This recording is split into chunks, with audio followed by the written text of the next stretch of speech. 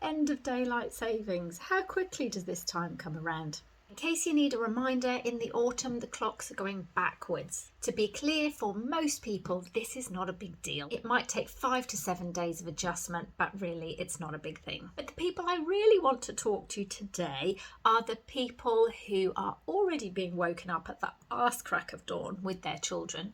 They're worried that their morning start at 5 a.m. in a couple of weeks is going to shift to 4 a.m.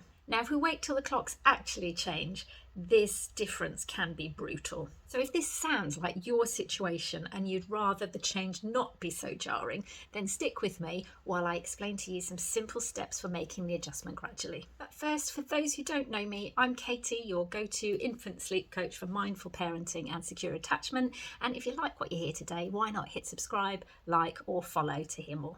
Anyway, back to what I was saying. How do we make changes gradually ahead of the clocks going backwards and to prevent us having to wake up even earlier in the mornings?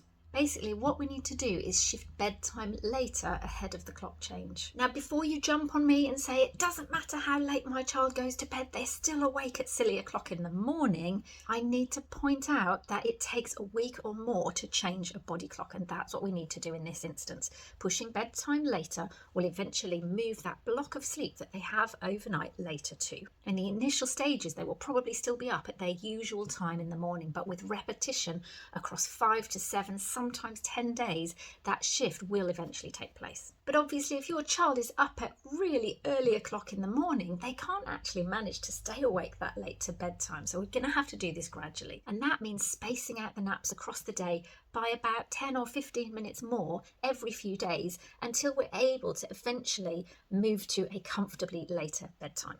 And you can do this over the span of 1 or 2 weeks so that it feels more manageable than doing it in one go when the clocks change.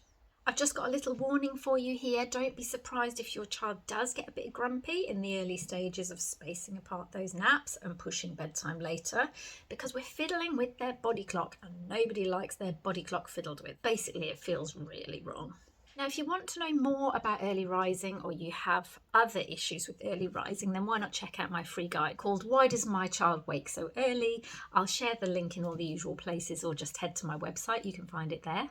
Now I'm about to record another video on the most exciting part about the clock going backwards, and that's for those families who deal with super late bedtimes. So I'm going to talk about how to bring those bedtimes earlier in a way that keeps them staying earlier and prevents things from going backwards. So stay tuned. I'll see you next week.